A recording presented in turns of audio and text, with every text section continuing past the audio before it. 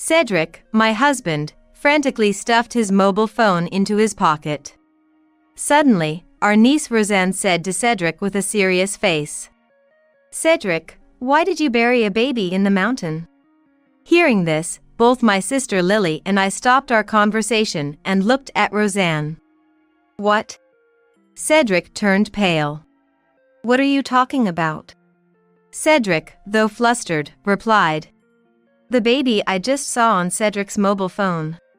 Roseanne said seriously, "Cedric, show me the photo on your phone again." At Roseanne's request, Cedric opened his photo folder and showed her a picture from camping. "Not this photo." Roseanne said this and swiftly took the mobile phone from Cedric's hands, sliding through the screen. Cedric, in a moment of panic, "Ah!" exclaimed and hurried to take back the mobile phone. Dodging Cedric's hand, Roseanne turned the phone's screen to show Lily and me the picture. It was a photo of an unknown young woman. "She's the one who reached out first. She said she was stuck with work and needed someone to talk to." Cedric insisted he was just keeping her company because she had asked him to. Thanks to Roseanne's mysterious ability, I came to know the other side of Cedric. The reason why Cedric was coming home later day by day and spending nights staring endlessly at his mobile phone became clear. I had Cedric take me to the mountain where he supposedly buried a baby. Holding the dug-up baby, I later headed to Cedric's workplace. My name is Violet. I am 29 years old. I married Cedric, who is the same age as me, exactly 1 year ago. Cedric is a salaryman. And I also work at a company, keeping busy every day. We don't have kids yet.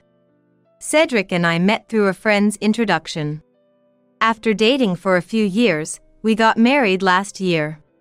The wedding was moving. Cedric helps with household chores and sometimes cooks dinner. To me, he is the perfect husband. I truly felt blessed to be married to him. Lily, my older sister, lives about a 20-minute drive from the apartment where we live. Lily is 3 years older than me and is already married, with a daughter named Roseanne, who is now 5 years old. Lily's family bought a single-family home where the three of them live. I adore my niece, Roseanne. Roseanne also calls me Violet and is very fond of me. Once when I visited my sister's house, Roseanne suddenly said to me, "When I was in Mom's tummy, I heard Violet's voice." What? I was very surprised. "I remember when I was in Mom's tummy. I heard Dad's voice too," Roseanne answered with a serious face. I had heard stories about children having memories from the womb, but this was the first time I'd been told something like this directly. When I mentioned this to Lily, "Yeah, sometimes Roseanne talks about when she was in my tummy. It's really possible, huh?" Impressed, Lily shared another episode with me. "That's not all.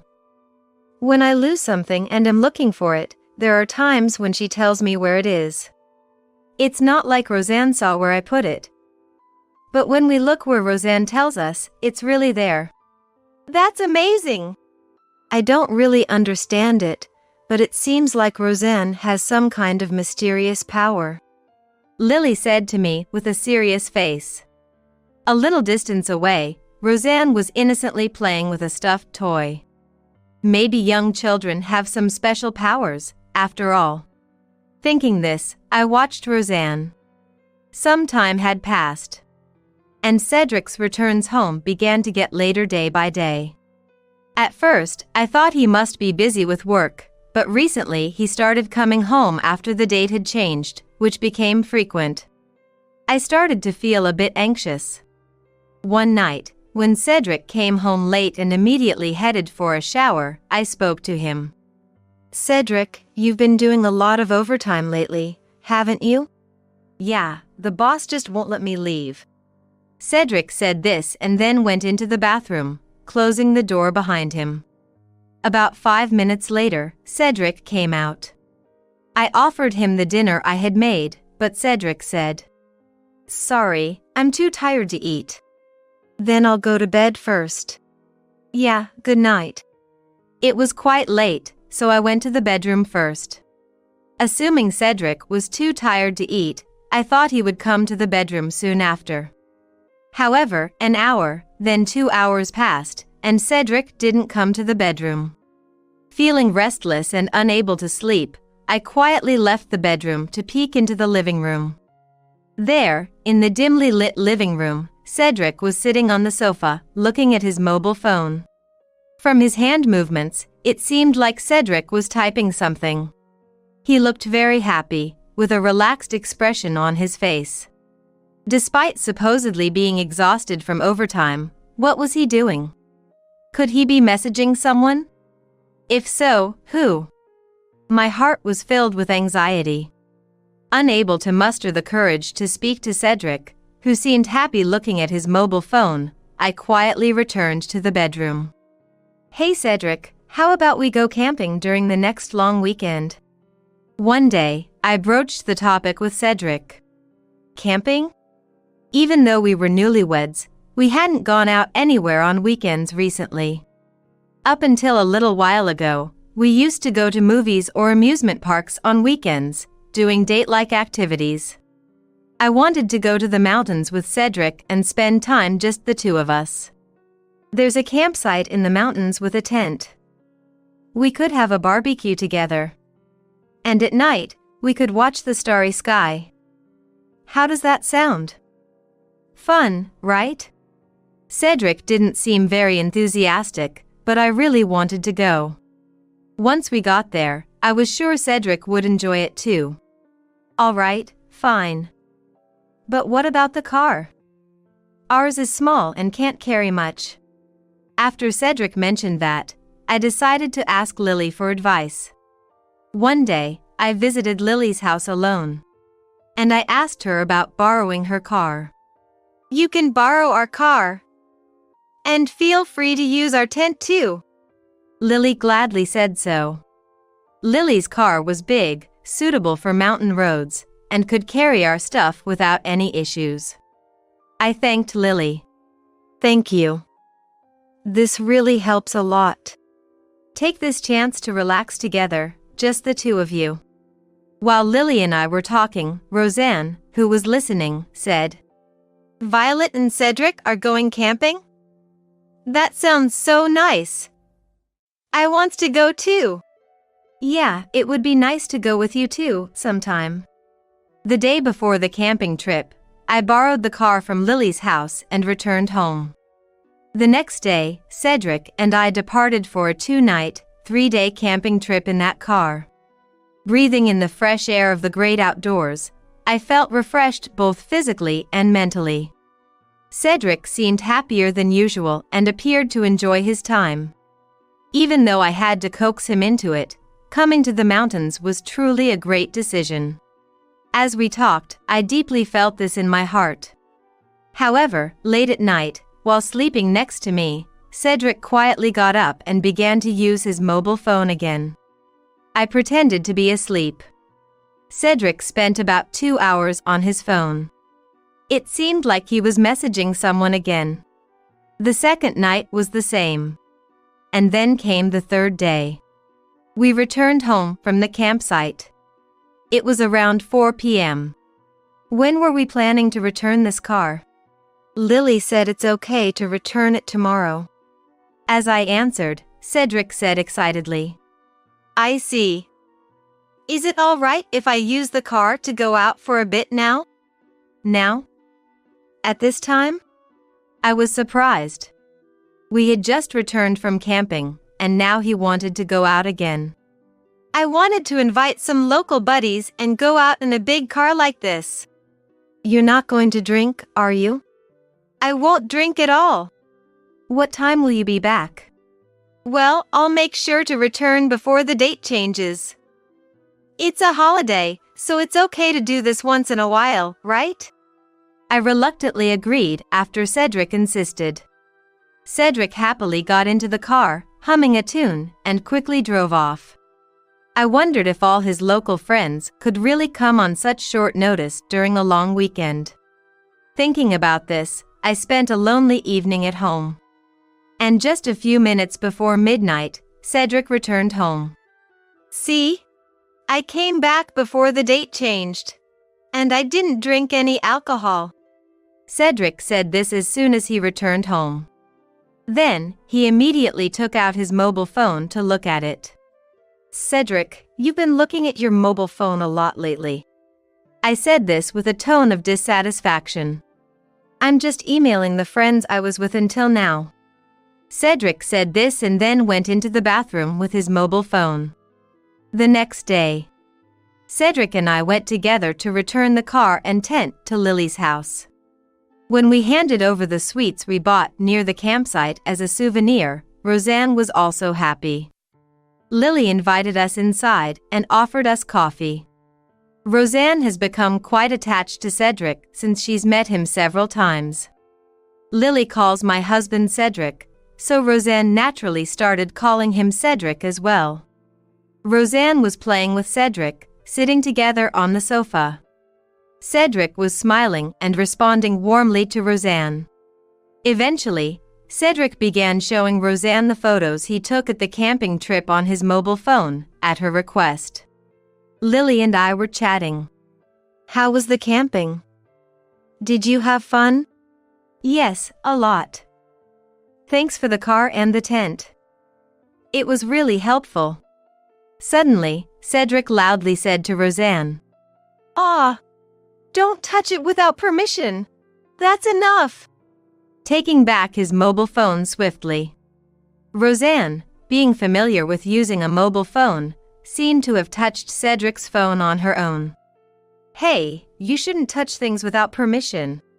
Lily gently scolded Roseanne. I want to see more photos on Cedric's mobile phone. Roseanne made a dissatisfied face. Cedric frantically stuffed his mobile phone into his pocket. Then, suddenly, Roseanne said to Cedric with a serious face, Cedric, why did you bury a baby in the mountain? Hearing this, Lily and I stopped our conversation and looked at Roseanne. Cedric turned pale. What are you talking about? Cedric, though flustered, replied, The baby I just saw on your mobile phone. Roseanne said this seriously. Cedric, can you show the photo on your phone again? At Roseanne's request, Cedric opened his photo folder and showed her a picture from camping. Not this photo. Roseanne said this and swiftly took the mobile phone from Cedric's hands, sliding through the screen. Cedric, in a moment of panic, "Ah!" exclaimed and hurried to take back the mobile phone. Dodging Cedric's hand, Roseanne turned the phone's screen to show Lily and me the picture. It was a photo of an unknown young woman. The woman was holding a large baby-shaped stuffed animal to her chest, smiling happily. The background showed a claw machine, suggesting the photo was taken at a game center. It appeared the stuffed animal was a prize from the claw game. Who's this? I asked in a low voice. Cedric, with a panicked look, tried to take the mobile phone from Roseanne's hand. In that moment, Roseanne handed me the phone, and I slid the screen. Then, a photo of Cedric and the young woman leaning close together appeared. Sliding again, I found a picture of Cedric and the woman lying side by side. Upon closer inspection, the location was inside a car. Judging by the color of the seats and the car's interior, it was inside the car we had borrowed from Lily. They had reclined the seats to make them flat and taken the photo lying down together. Cedric's eyes darted from right to left. Sweat was breaking out on his forehead. Lily looked at me worriedly. Then, Lily's husband, my brother-in-law, came home from work. I wanted to confront Cedric about the woman in the photo right away. But, of course, it wasn't appropriate to question Cedric in front of Roseanne and my brother-in-law. Understanding the situation, Lily suggested that she would ask her husband to look after Roseanne and proposed that we move to another room. Cedric, Lily, and I went to a room upstairs, closed the door, and continued our conversation. Who is the woman in these photos on your phone? Cedric did not open up easily. However, after persistent questioning from Lily and me, Cedric finally started to explain. The woman in the photos was Risa, a colleague from Cedric's workplace. She was currently 23 years old. She joined the company as a new employee this spring. Cedric was having an affair with this woman named Risa. I felt like I was about to collapse from shock. She's the one who initiated it. She said she was stuck with work and needed someone to talk to. Cedric, can you show me what kind of interactions you had with this person named Risa? When Lily suddenly asked this, Cedric became even more flustered. Eh? That's impossible. Given there was infidelity, as your sister-in-law, I want to see the evidence. Of course, Violet has the right to know as well. Cedric insisted. I absolutely don't want to show my mobile phone. But after Lily's strong persuasion, he reluctantly handed over his mobile phone to Lily. Looking through Cedric's mobile phone, we found a lot of exchanges between him and Risa. The two of them whispered sweet nothings to each other multiple times a day. I was stunned by an exchange from one day. It was messages from the night he went out with the car borrowed from Lily. I had a great time today. Even though it was just for a bit, I'm glad I got to see you, Risa. I was so happy to be close to you in such a big car. Me too. I lied just to sneak out of the house today for that. By the way, I wonder if it was sad to bury the baby doll in the mountain. It's just patience until the day you and I can get married. Yeah. We'll dig it up together then. It's kind of like a time capsule, isn't it? Cedric, when can you divorce your wife? I'll try to make it happen soon. If we can get married someday, you'll have my baby, right, Risa? Yes. I believe in you, Cedric, and I'll wait. Seeing this exchange, I was so shocked that I froze. What's this? Cedric, looking awkward, was sweating profusely. Cedric, tell me everything. Cedric, seemingly realizing he couldn't escape, began to detail everything. Cedric said that Risa told him she needed advice, and that's how they started going out for meals together. Because it was late at night, Cedric ended up driving Risa home. Since Risa lived with her parents and couldn't invite him inside, they started parking the car near a local park and talking until late into the night. Eventually, their relationship became romantic. The times Cedric claimed to be working overtime were actually just dates with Risa. The day we returned from camping, Cedric, wanting desperately to go on a drive date, lied to me and met up with Risa using the car we had borrowed from Lily. They enjoyed their drive and stopped by a game center at a certain location. Urged by Risa, Cedric won a large baby-shaped stuffed animal from a claw machine. It's like we're a married couple with a baby, isn't it? Risa said happily, hugging the stuffed animal. They decided to bury the stuffed animal in the mountain like a time capsule until they could become a real married couple. If they got married, they planned to return to dig it up as a way to remember this day. They placed the stuffed animal in a large plastic bag and buried it in a small hill at the back of the park where they often parked the car and got close. The shovel and other tools from the camping trip were still in the car, which conveniently helped them dig. What is that? Hearing this story, I found Cedric utterly repulsive. Lily, sitting beside me, was speechless with a furrowed brow. The act of burying a baby-shaped stuffed animal in the mountain was creepy in itself. But what hurt the most was that they had already sworn to marry each other. Cedric responded to Risa. If we can get married someday, you'll have my baby, right? And even said that. This deeply wounded my heart. We had only been married for a year. And didn't have any children yet. Meanwhile, Cedric was promising marriage and imagining having babies with a young new employee. I broke down in tears in front of Cedric and Lily. Lily hugged me and comforted me. Cedric just looked awkward and flustered. But it's strange, isn't it? How did Roseanne know from just seeing the photo that Cedric had buried a baby-shaped stuffed animal in the mountain? After crying my heart out, I suddenly wondered about this. That's right. It must be that child's mysterious power. Cedric seemed not to understand what we were talking about. Lacking the courage to ask me or Lily for more details, his shoulders drooping in defeat. As it was getting late, Cedric and I returned to our apartment. Back home, I sat face to face with Cedric to continue our conversation. We've only been married for a year, and you dare to betray me so blatantly. I glared at Cedric as I said this. I'm sorry.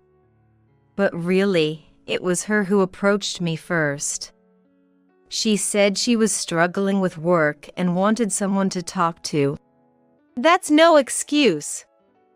You got completely carried away just because a younger woman showed you some attention. I vented my anger at Cedric's excuses. It's bad enough that you are the worst, but that Risa woman is no better. Knowing full well that you are married. Well, she was having a tough time with work, going through a lot of trouble. Cedric's attempt to defend Risa only disgusted me more. So, because she seemed to be having a hard time, you decided to comfort her by cuddling up in the car as her senior? I've been troubled too, you know? Recently, your returns have been late, and you've been on your mobile phone till dawn. I pretended to sleep, but I was fully aware. You were always messaging someone on your phone. I raised my voice to Cedric. Cedric hung his head in silence once again. For starters, I'll be informing our parents and in-laws about this.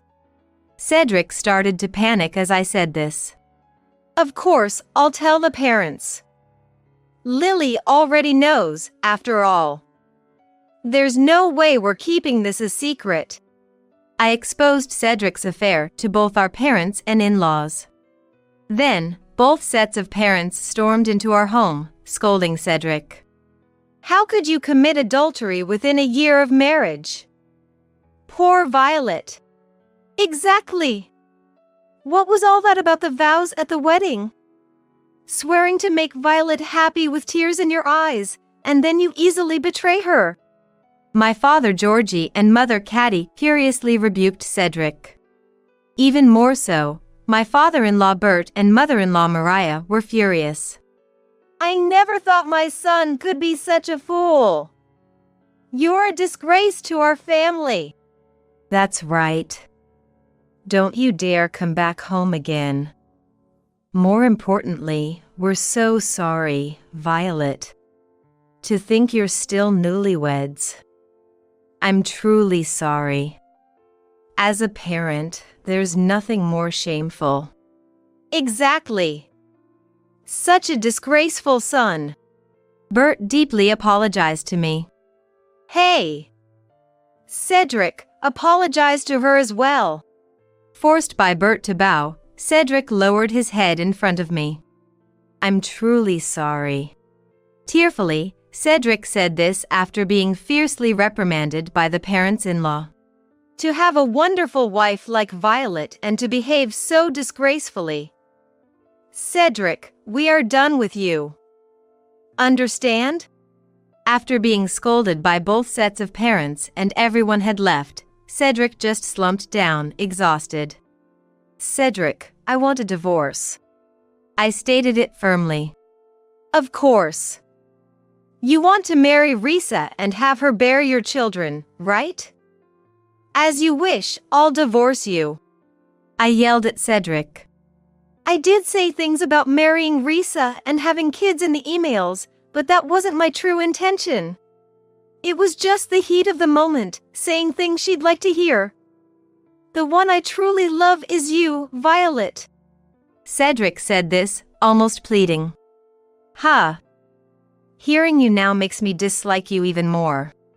I said coldly, and Cedric looked confused. Such words wouldn't make me reconsider. I can't trust you anymore. Let's get divorced, I told Cedric. Please, think it over. I don't really intend to marry Risa. It was all just a game. Cedric was desperately trying to backtrack after betraying me. I told Cedric. So, Cedric, will you take me to where you buried the stuffed animal? The holiday ended, and Cedric had to go back to work. It was also a work day for me, but I called in to take the day off. Excuse me, I'm always grateful for your support of Cedric. I entered the office located inside the building, bowing and greeting loudly. This was Cedric's workplace. Everyone present was stunned and focused on me. And no wonder. In my arms, I was holding a dirt-covered baby stuffed animal. The unusual scene froze all the employees in shock.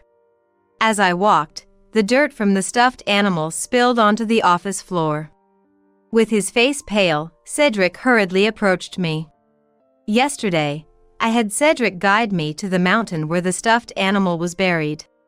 In front of me, I made Cedric dig up the baby-shaped stuffed animal. The stuffed animal was in a large bag, but it became covered in dirt as Cedric dug it out with a shovel. Last night, I thought about how I could possibly get revenge on the two of them using this stuffed animal. I came up with the plan to bring the dirt-covered stuffed animal to the company and confront them directly. Cedric, who never imagined I would show up at his company with the stuffed animal, seemed completely flustered. Cedric has been having an affair with Risa. When I said this, all the employees turned their attention to one woman. It seemed that she was Cedric's affair partner, Risa. Like Cedric, Risa's face turned pale, and she looked down, overwhelmed by shame. They had buried this stuffed animal in the soil until they could marry each other, planning to dig it up together once their dream came true. Upon hearing this, murmurs spread through the office. What? I can't believe it. That's too creepy. It's like a horror story. Everyone was shocked. But I don't understand. Cedric is having an affair with Risa, yet why would he say this to me? While saying this, I played a video on my mobile phone at a high volume. Cedric's voice could be heard. Please, reconsider. I don't really intend to marry Risa. It was all just a game. After the video ended, Risa, who had been looking down, raised her face and confronted Cedric with an angry expression. Just a game? Cedric, what do you mean? No, that's not. I mean... Cedric was caught between Risa and me, struggling to find the words. You said your marriage was already failing, and you would divorce soon to marry me. You even asked me to have your baby. Risa yelled at Cedric with anger. The employees were again startled by her words, standing up and starting to buzz with commotion. Here, take this. I handed the dirt-covered baby-shaped stuffed animal to Risa. Then, I presented Cedric with the divorce papers. We're getting a divorce. Sign this now. You're the worst. Cedric, taken aback by my forcefulness, silently signed the divorce papers. Everyone, I apologize for the disturbance. My business here is done, so I'll take my leave. As I bowed and said this to Cedric and Risa, I added, I wish you both all the best. With that, I left Cedric's company, brushing off the dirt on my clothes as I went. Cedric and Risa were both interrogated at the company and admitted to their affair. Concerned about the company's image, their bosses fired them both immediately. Risa, having been referred to as just a fling, was furious. Her anger transformed her from a seemingly frail newcomer into a woman filled with rage. After I moved out following the divorce, Risa forcefully moved in with Cedric, starting their cohabitation. Cedric was threatened by Risa. You never know what I might do. Cedric had no choice but to comply with her demands. After being fired, Cedric tried to find another job but was barred by Risa from talking to any other woman, she said. Fed up with Risa's instability and unpredictable behavior, Cedric reluctantly obeyed. He ended up working at a construction site, exhausting himself daily with unfamiliar manual labor amidst an all-male crew. Risa took control over Cedric's freedom, constantly checking his phone, terrified of another woman taking Cedric away as she had done. Struggling with apartment rent, living expenses, and the compensation demanded by me, Cedric led a life devoid of financial and emotional ease. I also demanded compensation from Risa, who started juggling multiple part-time jobs, frequently getting fired and changing workplaces. A lawyer, who helped with the compensation matter, met Cedric and informed me about Cedric and Risa's miserable situation. After the divorce, I moved back to my parents' house. Since my workplace was within commuting distance from my parents' home, I continued my job without change. Living back home allowed me to see not only my parents but also Lily and Roseanne more often. Lily truly sympathized with me and offered her support. "Violet, you've been through a lot. You're still young, and I'm sure there will be good opportunities ahead." "I hope so. But thanks to Roseanne's mysterious power, I was able to get away from that terrible man quickly." I truly believed that. Being able to divorce such a man so swiftly was a silver lining in a bad situation. I felt like Roseanne, with her mysterious powers, was almost like my benefactor. I also hoped that someday I would meet a sincere man, get married, and have the chance to raise children. For that moment, I decided to focus on working hard and saving money. With these thoughts, I'm living each day with a positive outlook. Emily, though in a different role, was striving just as hard in the same company. I couldn't let a mean boss like Wilson defeat us. I loved Emily for always instilling that fighting spirit in me. But the spiteful Wilson was, of course, harsh on Emily too. One day, while walking inside the office, I came across Emily doing her cleaning. She was mopping the hallway, stepping aside for passing employees. As I was about to greet her, I saw Wilson coming from the opposite direction, instinctively hid. Wilson was looking at his mobile phone while walking, and the other employees were walking around to avoid him. I had a bad feeling. Then it happened. Wilson, engrossed in his phone, kicked a bucket, spilling water from it. Some of the water splashed onto the hem of Wilson's pants and his shoes. "Damn, that's cold!" Emily rushed over to him, worried. "Oh no, are you alright?" For a moment, I thought, serves you right. But then I remembered that it was Wilson, the mean one. He started making a fuss even though he was barely wet. "Hey, old lady, your fault! My clothes and shoes got wet!" Wilson spat angrily. Clearly, it was Wilson's fault for walking while looking at his phone. Emily had carefully placed the bucket out of the way in the corner of the hallway. I felt angry that Wilson was so upset, especially since he was the one who made more work for Emily. "I'm sorry, I'm so sorry," Emily said, confused and flustered. Wilson shouted at her. "I have an important business meeting coming up. What am I supposed to do now?" "I'm so sorry. You got wet. What should we do?" Emily, apologizing repeatedly, knelt on the floor and began wiping Wilson's shoes with a clean towel. "It's not about saying sorry, old woman." While shouting, Wilson grabbed the bucket, still partly filled with water. "Oh, Emily, watch out!" My voice failed to come out as a warning, and Wilson, unbelievably, turned the bucket upside down over Emily's head, who was still kneeling. A considerable amount of water must have been inside. Water dripped from Emily's hair, and she looked stunned, not understanding what had happened. "Now you know how it feels to be drenched like me," Wilson said with a vile smile to Emily. Seeing Emily soaked through, resembling my grandmother, I couldn't hold back any longer. If staying silent meant witnessing this, I'd rather quit. That's how I felt. How can you do such a thing? This is too much! I stepped forward in front of Wilson and Emily and protested as if letting out all the frustration I had been holding back. Emily is not at fault. It was wrong for you, Director Wilson, to walk while looking at your mobile phone. I pointed out Wilson's obvious mistake. I got splashed with water, so I'm the victim here. Wilson yelled back, but anyone could see who the real victim was in the situation. The commotion drew many employees around. Even so, throwing a bucket of water on someone is unreasonable. That's downright violence. What? Do you realize who you're talking to?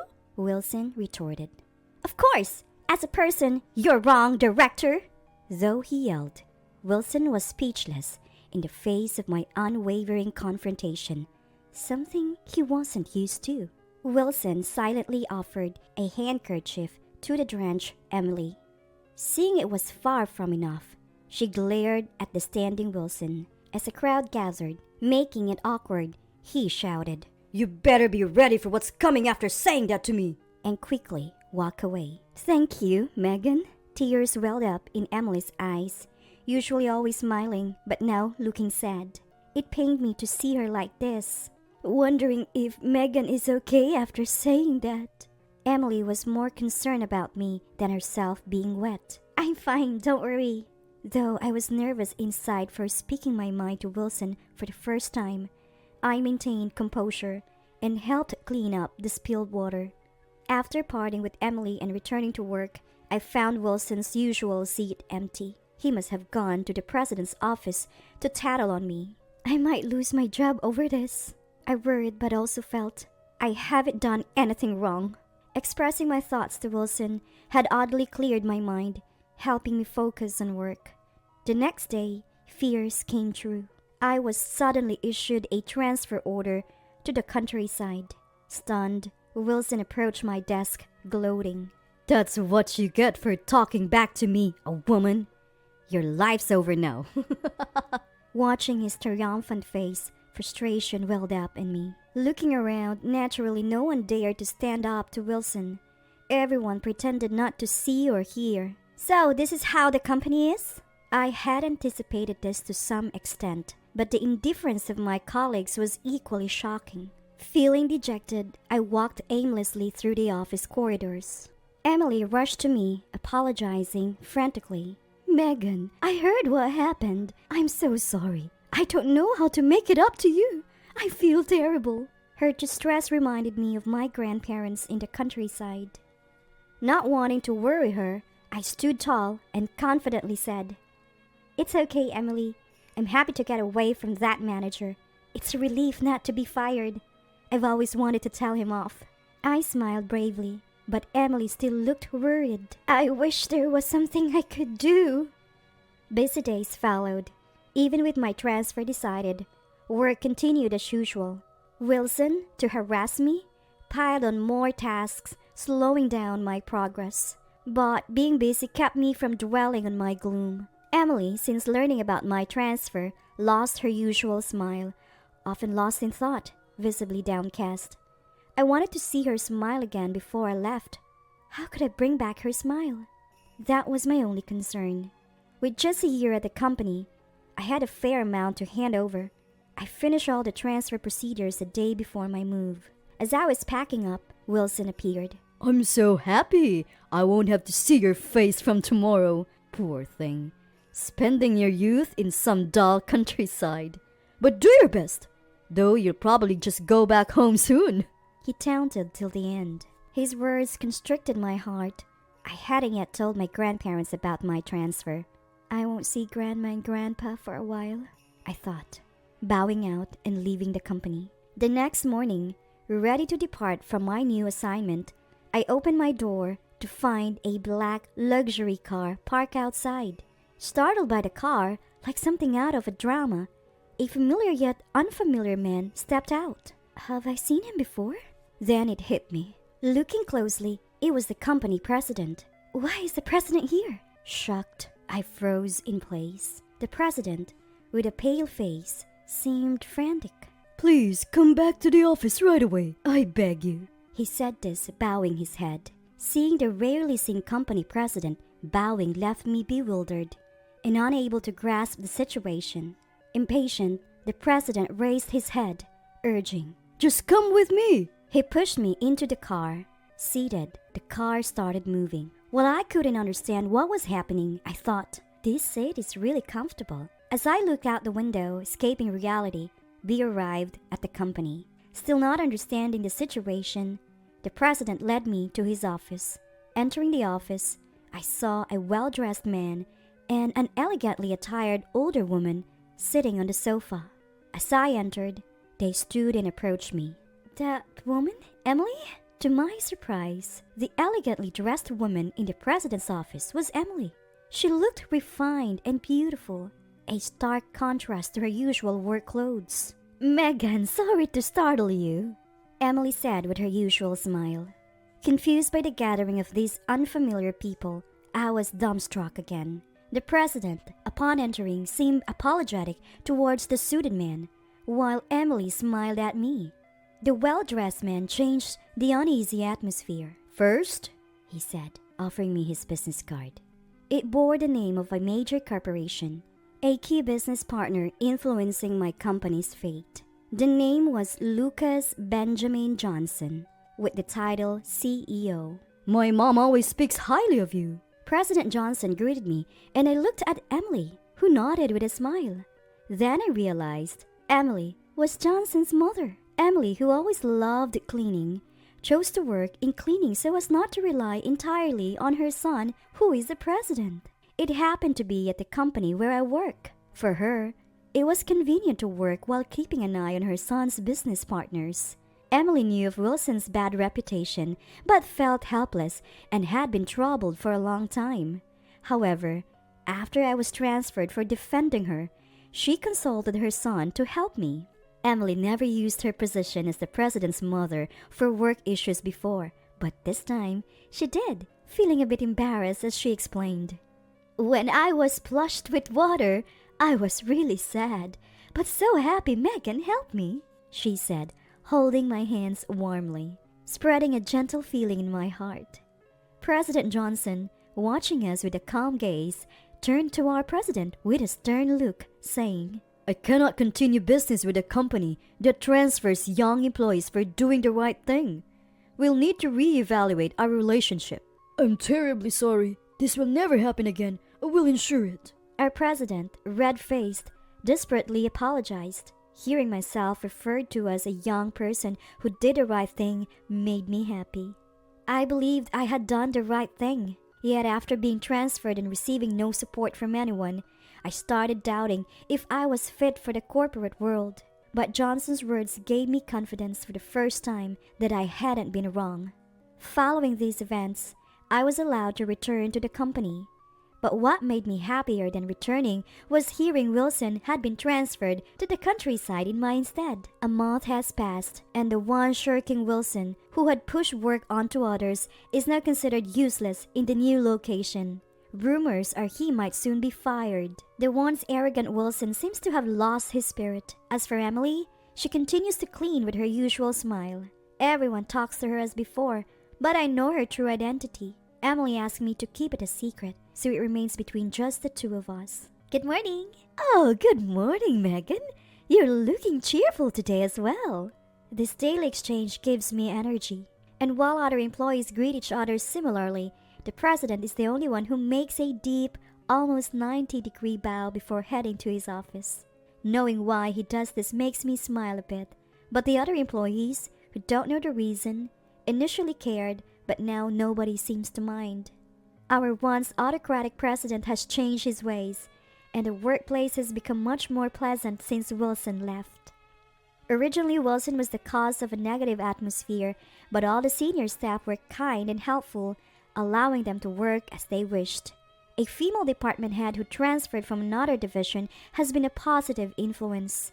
Unlike Wilson, who used to dump work on others, she willingly takes on unfinished tasks and checks if anyone needs help. It's become a friendly and more female-friendly workplace, making everyone more enthusiastic than ever. When I first joined this company, I thought enduring hardships was part of society. Seeing others put up with unfair treatment for the sake of their jobs, I believed I had to do the same. But my experience with Wilson and Emily changed my mind about enduring the unreasonable. That courage I found then has transformed our circumstances so much. Since that incident, I've stopped tolerating nonsense and started speaking my mind clearly. Enduring isn't what society is about. A better society is something we must build ourselves. And now, I finally have juniors to mentor. Teaching others is a great learning experience. Since then, my days have been filled with motivation and have started to shine. Alright, with my next paycheck, I'll take my grandparents on a trip. I can now proudly meet them. I feel thrilled at the thought of showing my grandparents how much I've grown.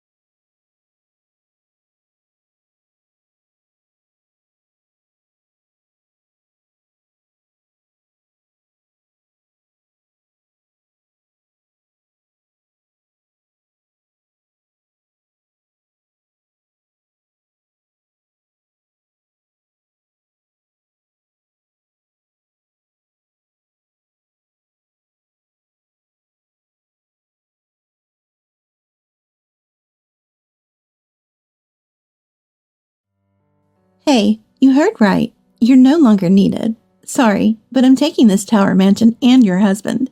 As a thank you, I'll rent you a room at double the rent.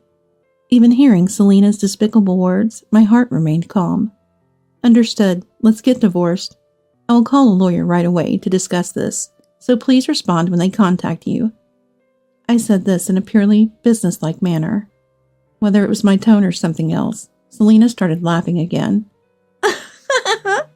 Oh, please. A gaming maniac and gardening volunteer short on cash, are you?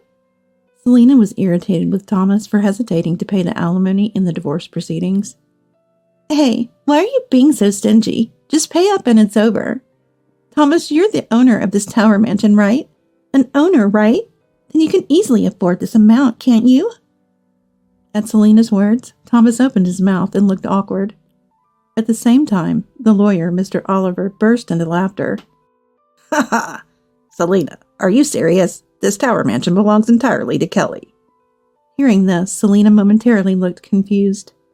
Still, I was happy that someone as plain and introverted as me had sparked her interest. Was I foolish to believe? You two are so alike. The way you look down on me is just like that of a devil. You don't deserve the top floor of this tower mansion. Please fall even further down to the very bottom. I will never forgive you. My name is Kelly, a 28-year-old housewife. I live in a tower mansion with my husband Thomas, whom I married 2 years ago. I teach at a gardening class twice a week, and the rest of the time I'm mostly at home on my computer. I've always been introverted, loving games, manga, and anime since my student days.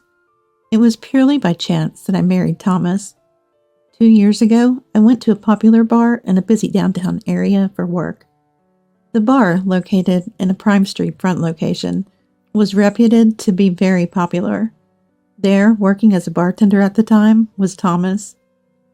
I was very nervous entering the bar for the first time, but Thomas's lively talk helped me relax. He was a popular bartender in the bar, handsome and outgoing.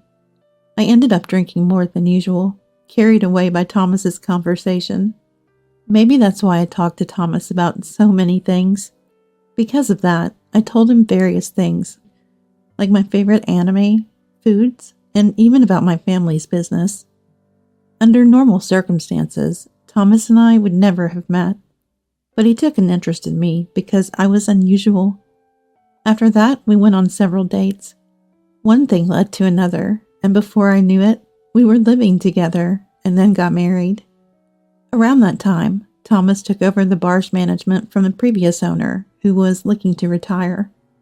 When the previous owner was considering closing the store, Thomas came forward and decided to take over the business. Thomas got busier with work, so we didn't have a wedding ceremony. I didn't mind at all. I was happy just to be living with him. That's how we ended up married for 2 years now. Thomas comes home late at night because of his work. So our routine is him coming out of the bedroom by the time I return from teaching my bi-weekly morning gardening class. We have lunch together, then Thomas prepares for work. While he's getting ready, I'm facing my computer screen. Seeing me, "You hardly work. Just playing games on the computer every day must be nice," Thomas would say. But I counter, "I have told you before, it's not just play. This is work too." When I say this, Thomas always laughs, as if I'm an idiot. Sure. There are those who say gaming is their job. But messing around with that stuff doesn't make money. It's not a real job. I know Thomas doesn't mean any harm. But to him, who takes great pride in his work, everything I do seems like play. This is true for sitting at the computer, but also for being a gardening instructor. Digging in the dirt and computers won't make you money, you know. Since you have the chance, why don't you do something more fulfilling? Thomas may not understand, but I feel I am doing my job with a sense of purpose. Still, not wanting to dampen his work motivation, I didn't say anything more. Since becoming a bar owner, Thomas seems to have changed a bit. When we met, he was more approachable, cheerful and humble. But lately, he's been rather condescending. Is that what being a business owner does to you? As I was doing various things, Thomas finished getting ready and left the house. A few hours after Thomas left, I received a message from a close friend. Her name is Selena, and she's been my best friend since high school. Back then, I was a bit introverted and shy, and Selena approached me. Selena was sociable with many friends and a part of the popular group in high school. According to her, what sparked her interest in me was the size of my family home. My family's house was incredibly large and very old. I love things like haunted tours, you know? I thought it was a bit much to say about a still inhabited house, but I didn't mind since she was interested in me. We even hosted a real haunted tour in the house one summer, inviting some classmates. Thanks to that, I, who was more introverted, became more integrated into the class. We stayed in touch after graduating high school, and I even announced my marriage to her.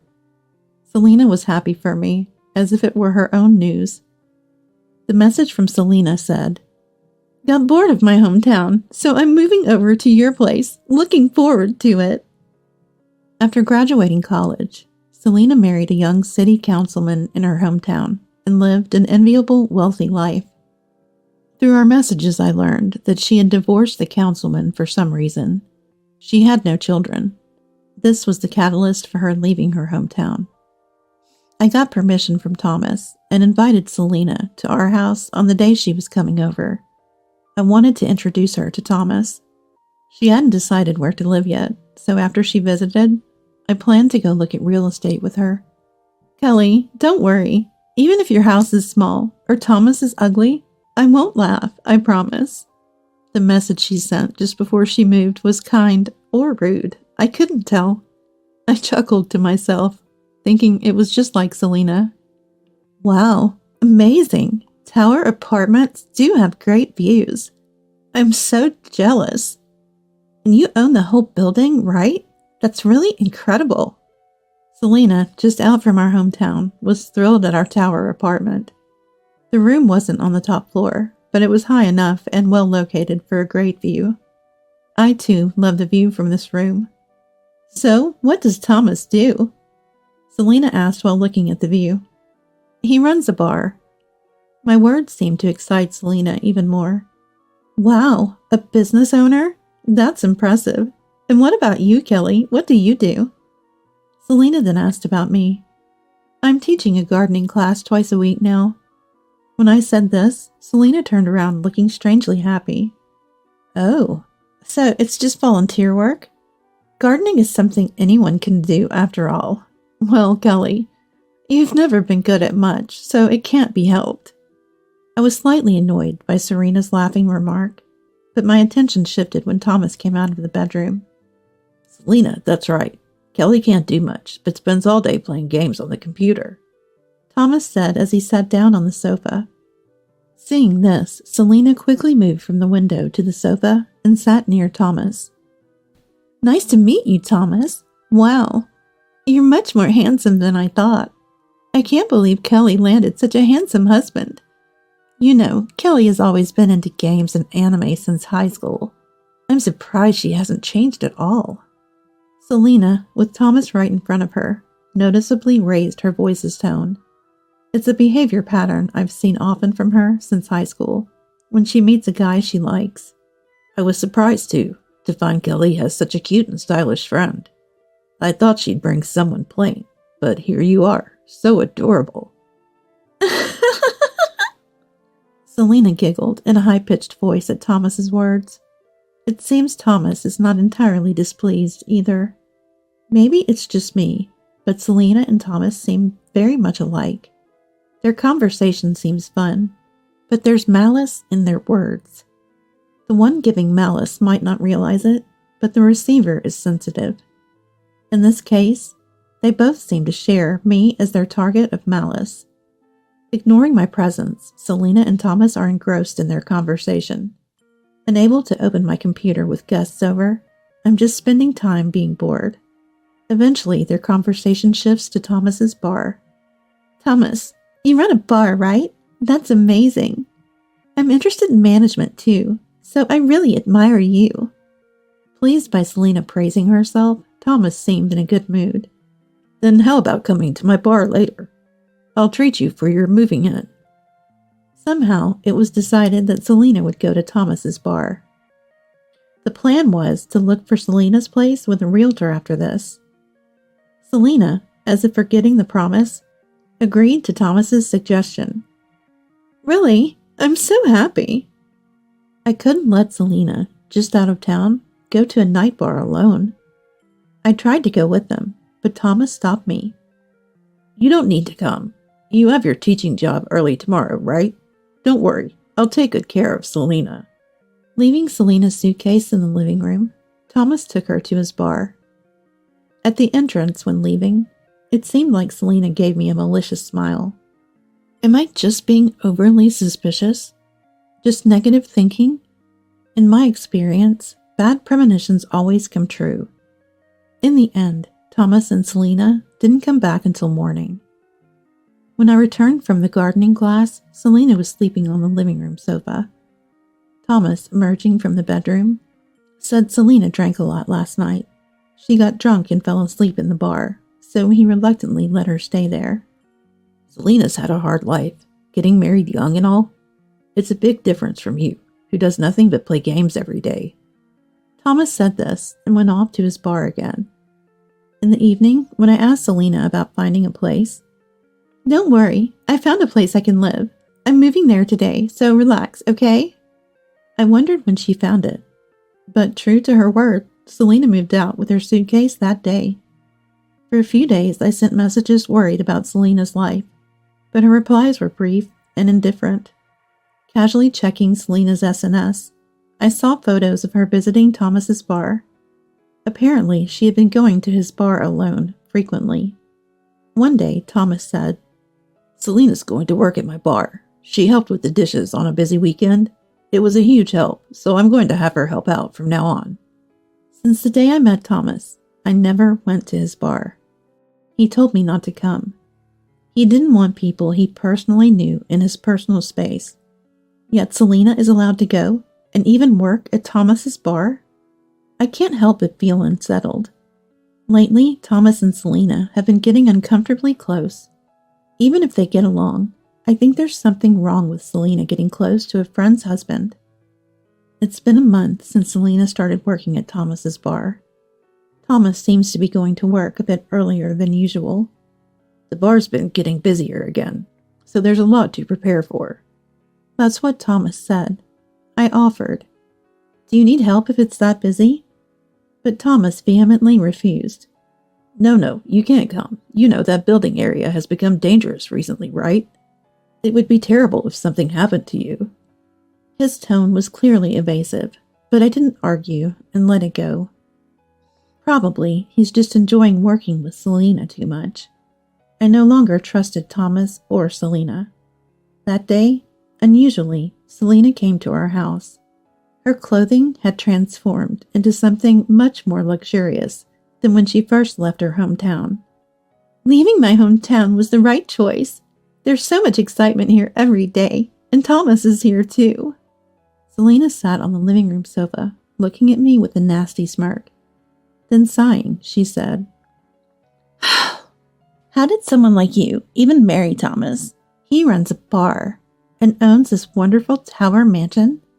Someone introverted and obsessed with games like you doesn't deserve such happiness." Listening to Selena, I was convinced these were her true feelings. She's always been like that. Sociable, bright, and friendly, but she never tolerates others being in a better position than her. Even in high school, she might have resented me living in a bigger house than anyone else. That's why she labeled my house with a haunted tour, to attach a negative image. When she married the city councilman, she acted superior to all our classmates. It wouldn't be an exaggeration to say she married him just to hold that superior attitude. Now she resents me for having a husband who's a business owner and owning a tower mansion. I can feel her aura saying, "Don't you dare be happier than me." "Kelly, have you looked at yourself in the mirror? Your clothes and appearance are terrible and drab. It's embarrassing." Selena laughed loudly as she said this. I just silently looked at her face. Seemingly annoyed by my silence, she stopped laughing and said with a scornful look, "I'll be clear, since playing ignorant is disgusting, Thomas and I are dating. He always comes back to my room after work. You wouldn't know because you're blissfully asleep. By the way, my room is on the top floor of this mansion. Thomas arranged it for me. Being the owner of a tower mansion, he spares no expense." I was speechless at Selena's words. I had a hunch about Selena and Thomas's affair. What shocked me was that Selena was using the top floor of this mansion. As I was about to retort to Selena's triumphant smirk, Thomas came out of the bedroom. He seemed a bit surprised to see Selena in the living room, but quickly regained his composure and sat beside her. "Thomas, I heard everything from Selena about your relationship. Is it true you let Selena use the top floor here? Weren't we supposed to move there if we had children?" I asked Thomas as calmly as possible. Scratching his head, as if just waking up, Thomas replied lazily, "It's fine, isn't it? We're not using it anyway. Besides, us having kids? That's impossible. I can't even think of making kids with you. Stop talking about creepy stuff." If this was Thomas's answer, our future was decided. I can't stay with Thomas any longer. Understood. So, Thomas, you've decided to spend your life with Selena? And Selena, you're okay with this? I asked them one last time. Selena nodded affirmatively, as if it was obvious, and Thomas, embracing her shoulder, said, "Need to confirm that? I'll live with Selena. You're no longer needed." Thomas, too, spoke to me with a disdainful look, similar to Selena's. Nothing they say could affect my heart anymore. Selena, thrilled to have beaten me, kept grinning. Then ostentatiously, she wrapped her arms around Thomas's body. "Hey, you heard right. You're no longer needed here. Sorry, but I'm taking this tower mansion and the husband. As a thank you, I'll rent you a room for double the rent."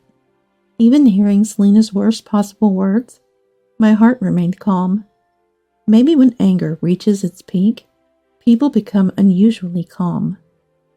Understood. Let's get a divorce. I will call a lawyer and arrange for a discussion, so please respond when contacted. I said this in a very businesslike manner. Maybe my way of speaking struck Selena as funny, as she started laughing again. "Aw, the gaming maniac and gardening volunteer is struggling for money, huh? Planning to sue us for alimony in the divorce? Thomas, we should pay her, right? Kelly needs to live after all." Thomas agreed with a yeah and embraced Selena. They were already in their own world. Watching them made my skin crawl, so I left the place. And while they were at the bar, I packed my things and left. Thomas married me because I drunkenly talked about my family's land ownership, right? Because he knew my family was among the top landowners in my hometown. Selena was the same. Always wanting to be superior to others, you tried to tame me, the landowner's daughter in high school, to elevate your own status, right?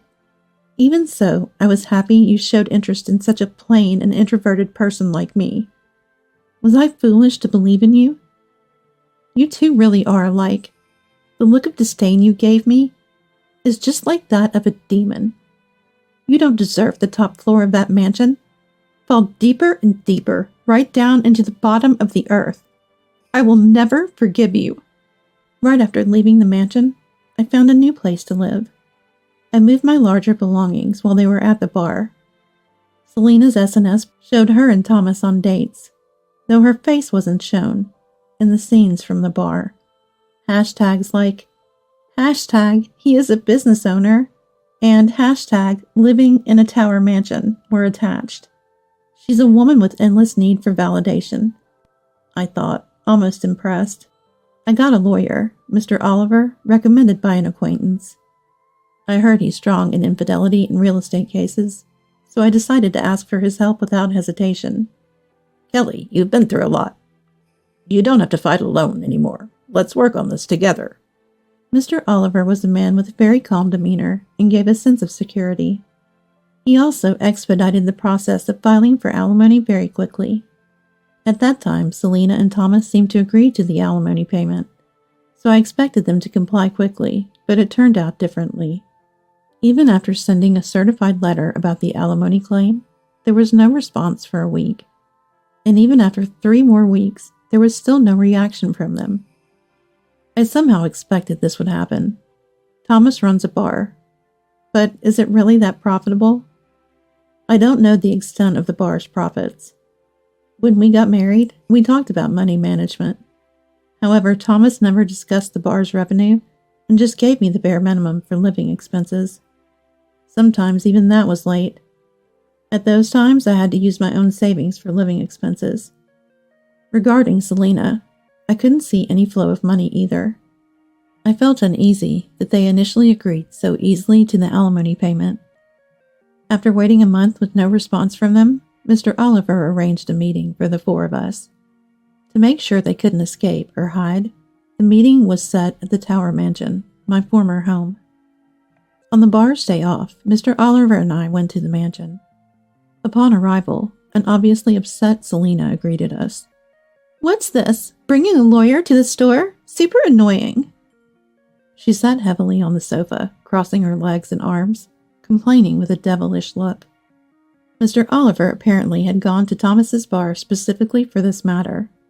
Thomas, either just woken up or tired, looked lifeless, probably feeling extremely awkward. I could well understand Thomas's feelings. "Let's get started then." Just as Mr. Oliver was about to take control of the situation, Selena interrupted loudly. "Ugh, so annoying. Thomas, let's just pay the divorce settlement already. The amount in the letter. You can pay it right away, can't you?" Selena grabbed the hem of Thomas's shirt, shaking him as she pleaded. However, Thomas looked reluctant. Yeah, I guess." I understood why Thomas wasn't responding to Selena's demands. He simply didn't have the money. He couldn't admit it to Selena after trying to impress her. Having too much pride is truly disadvantageous at times like these. Selena couldn't hide her irritation at Thomas's indecisiveness. "Come on, why are you hesitating? Just pay it, and it'll all be over. You're the owner of this Tower Mansion, aren't you?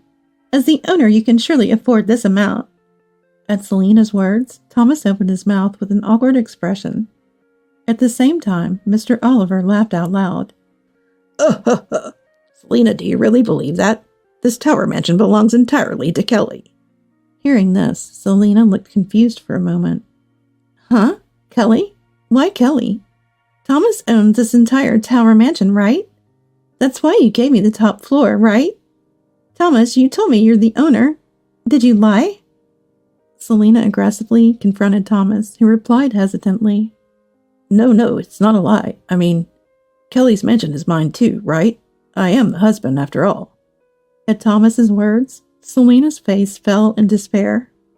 It was typical of Thomas to say something like that to impress a woman. Indeed, this Tower Mansion is mine. I inherited this important real estate from my great-grandfather. My family is a landowner, not just in our hometown. Even if you are the husband, it's not yours. Well, we're getting divorced anyway, so it's a moot point, right? At my words, Selena and even Thomas began to look desperate. So shall we proceed? As per the certified letter I sent earlier, I will claim the divorce settlement from you. What about this room and the top floor? Will you continue living here? If so, the rent for this room is $4,000, and the top floor is $7,000. Please make sure to pay it monthly. Until now, as we were married, the concept of rent did not arise. But since we're no longer family, it's only natural to charge rent. "Wait a minute. We didn't pay before, so it's unfair to ask for payment all of a sudden. 4,000, 7,000? That's too high. Is this how you treat friends?" I was surprised to hear Selena use the word friend. It's very funny. Quite ironic, considering she took a husband from her so-called friend. Ignoring Selena's low-level words, I began to speak. Also, you have to pay rent for the building where Thomas's bar is located. It's in a prime location downtown, much more than the rent of this Tower Mansion. I'll assess it soon and send you the bill. Wait for it. Thomas's face turned pale, and Selena's expression twisted further. Selena might not have known, but Thomas's bar building is also owned by Kelly. Kelly owns about 6 buildings and apartments in this area. Until now, I hadn't charged Thomas tenant fees because he was my husband. That's why he could operate with some financial ease. But that's over now. You both mocked me for playing games all day, but that wasn't a game. It's a simulation system developed by our company. It calculates the best locations and layouts considering people's flow, population, logistics, and even feng shui. I said it wasn't a game, but you never believed me. I've been interested in real estate since high school, due to my family business. With years of experience and foresight, I'm now known as a bit of a real estate mogul. By the way, just asking, what's your total asset value? Selena asked hesitantly, clinging to Thomas's arm. I disclosed it without hesitation. Around 160 million, I guess. Thomas and Selena practically fell off the sofa at my response. Their shock was understandable. Until recently, they saw me only as a game maniac and a gardening volunteer. But even at this point, Thomas and Selena, the devils, didn't easily give up. Thomas, regaining his posture, said with a slight smile, So half of that fortune is mine, right? If we're divorcing, we have to split the assets, right? So I get half of your wealth, right? Isn't that so, Mr. Oliver? Both Mr. Oliver and I were a bit taken aback. I was surprised he knew the term property division, but he didn't understand its essence. Actually, property division applies to assets accumulated together during marriage. Kelly's real estate and company inherited from her family before marriage are not subject to division. Mr. Oliver explained. Thomas looked downcast at this, but he still tried another angle. Hey, I was thinking about the content of that letter. It says when the infidelity started. But is that really accurate? What if I say Selena and I started dating after I left Kelly? That makes it unrelated to the divorce settlement claim, right? It wouldn't be infidelity then. Selena exclaimed in admiration at Thomas's idea. I think it was well thought out for Thomas. However, we are not naive enough to send proof of content without any evidence. Come on, produce proof that we had an adulterous relationship. If we don't have any proof, we will never pay compensation for the divorce trial. I almost laughed at Thomas's feeble attempt, but restrained myself and started talking. So you want evidence? I have plenty, but where should I start? First, there's the audio recording of Selena loudly declaring her relationship with you when she came to my house. It's all recorded on my computer's voice recorder. Plus, I have several photos of you two entering the same room. The security cameras also captured you entering the top floor. I knew they might claim these weren't decisive evidence. Indeed, Thomas was already smirking, ready to counter.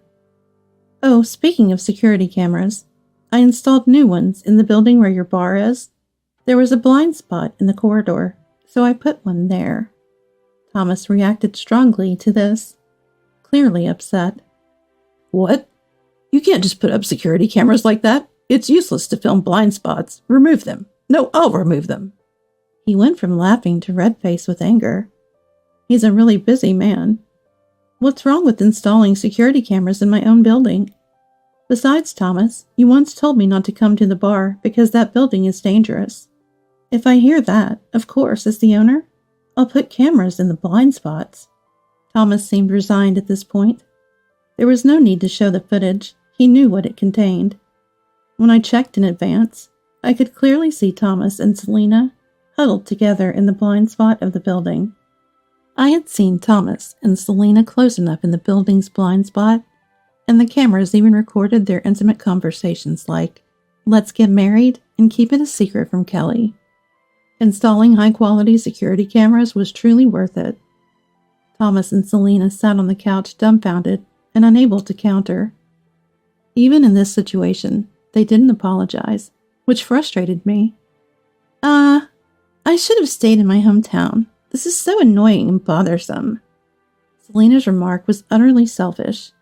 She came uninvited, disrupted someone's home, and now complains about the trouble. I felt sad. I once believed Selena was a friend, and even felt grateful for her companionship. Why did it have to come to this? The saddest part is, Selina probably never considered me a friend from the start. She took my husband and showed no remorse for her actions. And that's why I won't relent. I was determined not to forgive them. By the way, Selina, aren't you still married to your husband back in your hometown? Selina, who had been slumped on the sofa, lifted her head at my words. She looked at me with wide eyes. Thomas, surprised, looked at Selina. He probably didn't know this fact. You're still in the midst of divorce proceedings, right? Whether it'll be fault-based divorce is still in dispute. I heard from classmates when I visited my hometown recently. Engaging in a relationship during divorce proceedings might not be a legal issue, but it sure doesn't look good to the mediators, does it? It seems certain the reason for Selina's divorce was her infidelity, but she denied it, and while the other side was gathering evidence, she ran away to me. Now she's shouting about marrying Thomas. Selina, is that true? You're going to marry me, right? You promised, right? You can get divorced soon, right? There's no compensation for divorce lawsuits there, right? Selina! Selina didn't say anything, just glared at me. She must be furious about being confronted with something she didn't want to hear. Her face turned bright red with anger. But then, as if struck by an idea, Selina's expression changed. Muttering to herself, she seemed to be deep in thought. Finally, as if having made up her mind, she looked at Thomas and said with an unexpectedly cheerful voice, "That's it. I won't divorce. I'll go back home. Apologize to my husband and get his forgiveness. Thomas, for now, make up with Kelly. Then you won't have to pay the divorce settlement and Kelly's assets become yours, right? Then everything will be resolved. Let's get back together later, okay?" Her idea was so outlandish, it left me stunned. Mr. Oliver looked appalled. Thomas said, "Great idea." and they high-fived. All right, Kelly, let's make up, forgive and forget. I always knew you were my only wife. Isn't that great? Thomas reached his hand out for a handshake, which I forcefully brushed away. Don't joke around. Do you think something once broken can be easily fixed? Do you even realize what you've done? I'm sorry, but I don't even have a sliver of feelings for you anymore, Thomas. My decision to divorce is final and absolute. At my words, Thomas and Selina were taken aback and fell silent. Reconcile? Their attitude was utterly disrespectful, and my anger peaked. Selina, thinking of you as a friend was my mistake. It's truly disappointing. Goodbye, and don't ever show your face again. I left the rest to Mr. Oliver and exited the room. I could hear Selina's crying from the living room, but it meant nothing to me. What do I have left after losing both a husband and a best friend? I decided to stop thinking about it for now. All I wanted was to sleep in a warm bed. After some time, my divorce from Thomas was finalized. I didn't know if Selina managed to divorce her husband back home, but Thomas and Selina seemed to be living together now. Of course, they moved out of the Tower mansion. Apparently, they're living in a cheap apartment somewhere. According to Mr. Oliver, the bar you used to manage reopened after renovation. Seems to be doing quite well. Unable to pay the rent for the bar, Thomas was reluctant to let it go. But due to its good location, someone else wanted to take over, and he had no choice but to sell. The new owner pays the rent promptly. Thomas and Selina do send a small amount each month for the divorce settlement. It's not about the money for me. Receiving their compensation is about accepting their sincerity. It's a bit of pride left for someone who lost a husband and a friend. I started a new real estate company, dedicating myself to enriching people's lives. In the end, what remained for me was my work. Using my knowledge and experience from student days, I focused on providing better land and homes. When I open the curtains in the morning, I can see the whole city I'm used to. The still low sun casts shadows of buildings across the city as it slowly rises. I couldn't think of any happiness greater than this view that filled my heart. Let's do our best today, too. Another usual day begins.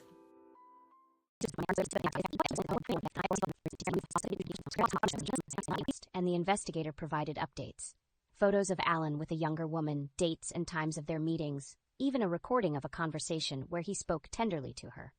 Each piece of evidence was a blow to my heart, a confirmation of my worst fears.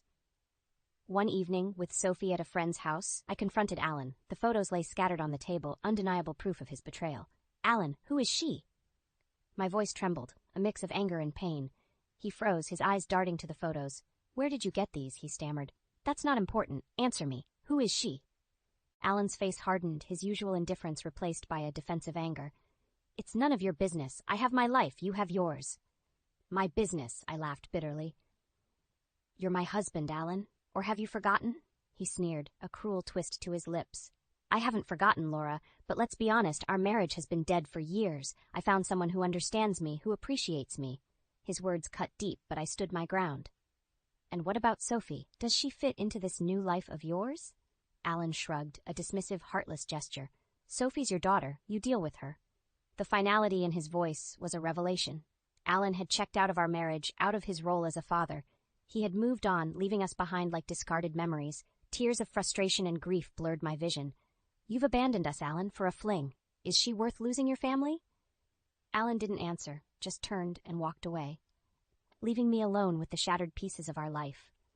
That night, I lay in bed, a plan forming in my mind. Alan had chosen his path, and now I would choose mine. For Sophie, for our future. Alan would learn that his actions had consequences, that he couldn't just discard us without a fight. I would make sure of it. The discovery of Alan's affair was like a poison seeping through the remnants of our family life.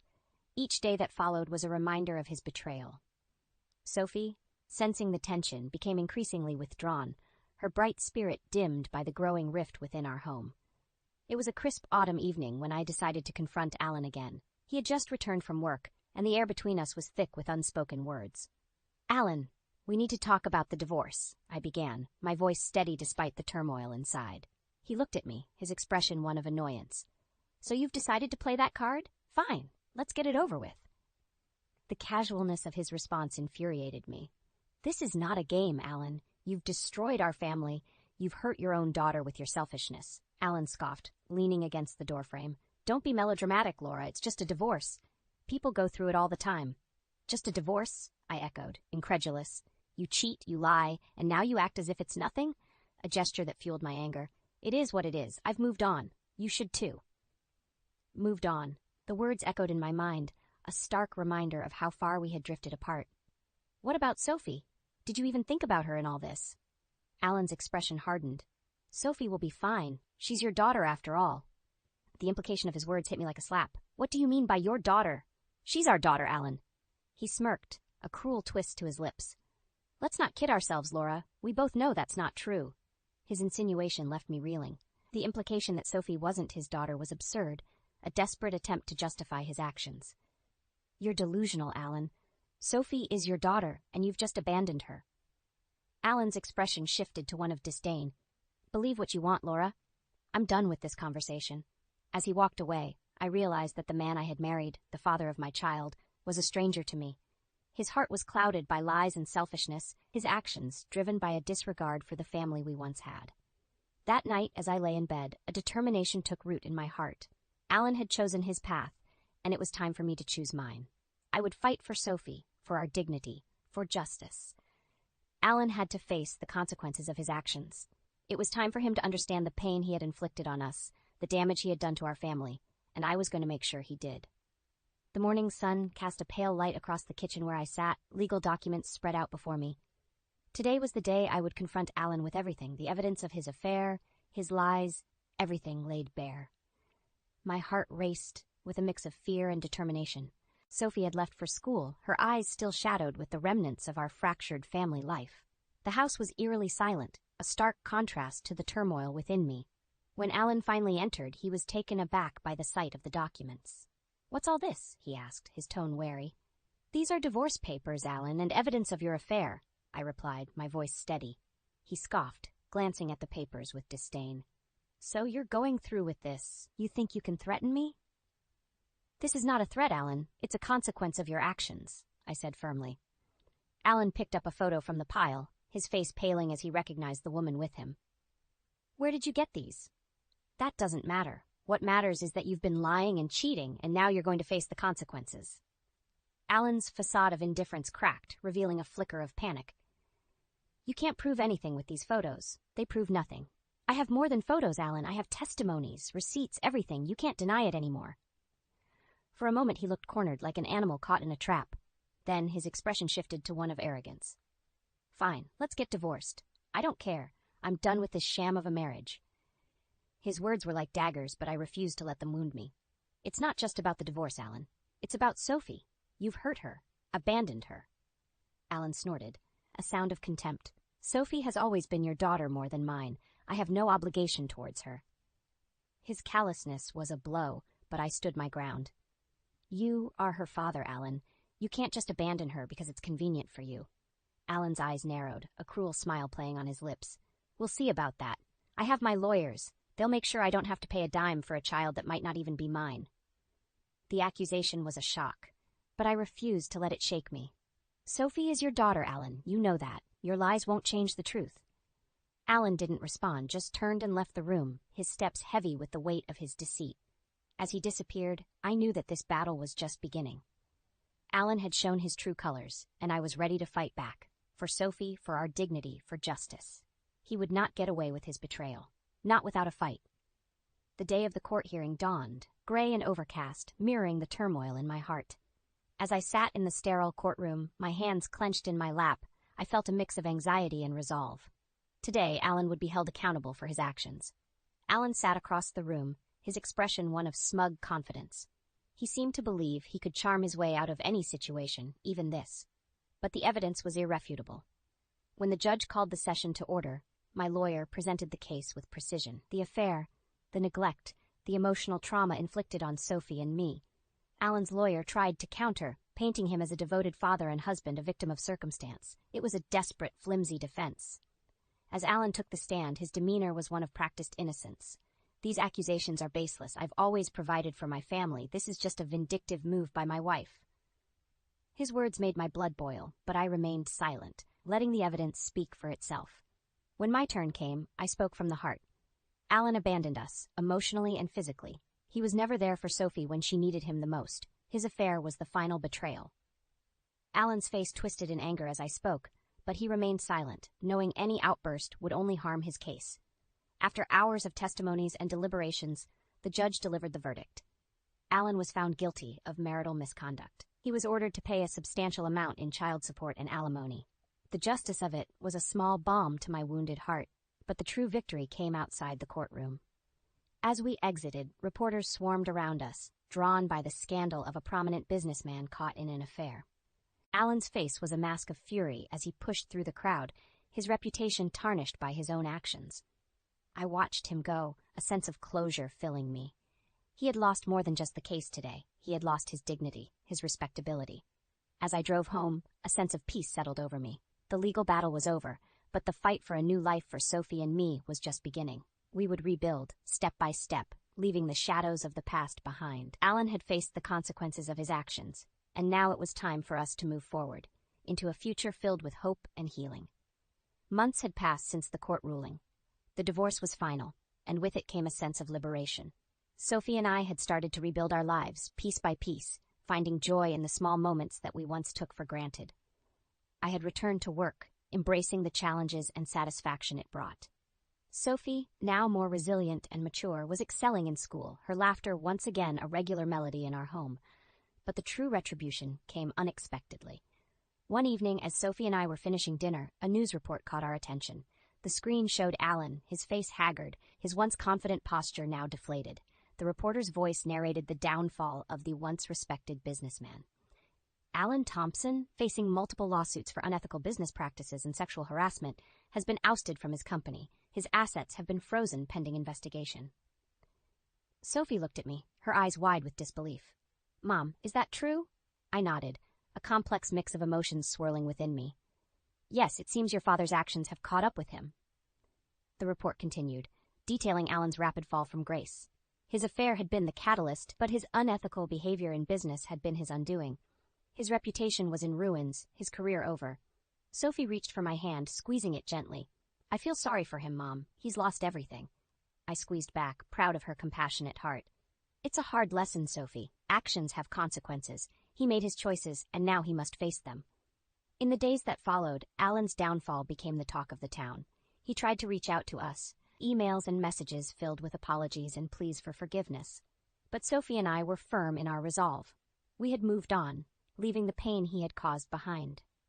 The final blow came when Alan's mother, my former mother-in-law, came to visit. She had been supportive throughout the ordeal, her disappointment in her son palpable. "Laura, I'm sorry for everything. Alan has lost his way and I can't support his actions. You and Sophie have shown incredible strength," she said, her voice tinged with sadness. "Thank you," I replied, grateful for her support. "We're moving forward, focusing on the future." As she left, I watched Sophie playing in the yard, her laughter a balm to my soul. We had weathered the storm, emerging stronger and more united. Alan's downfall was his own making, a result of his choices and actions. For us, it was a chance to start anew, free from the shadows of betrayal and deceit. In the end, justice had prevailed, not just in the courtroom, but in the karmic retribution that life had dealt Alan.